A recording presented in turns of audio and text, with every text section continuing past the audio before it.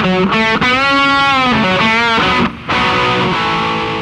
a visitor come by the shop today. This is Zettler, and this is his two kids, and Talon and Trace, and then their buddies, and they're on their way to Sand Mountain. They're keeping their social distancing, trying to enjoy the beginning of their summer. And Zettler has a 2016 HD Dmax. It was the first one we did a solid axle swap on, and he's got 30,000 miles on it, and this is what he's towing up to the mountains with it on 38's. Got 3 quads in there, 2 dirt bikes, another dirt bike in the back of the truck, airbags pumped up, fully loaded down, firewood. They're headed up to go have some fun for the weekend after sitting at home for 2 months.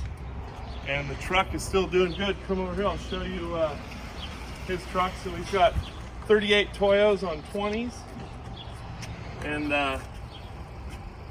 got our 8-inch coilover kit on the 16 Dmax. Everything's been riding good and towing good, and he's ready to go play. Hope everybody else has a fun weekend too. Later guys, have fun.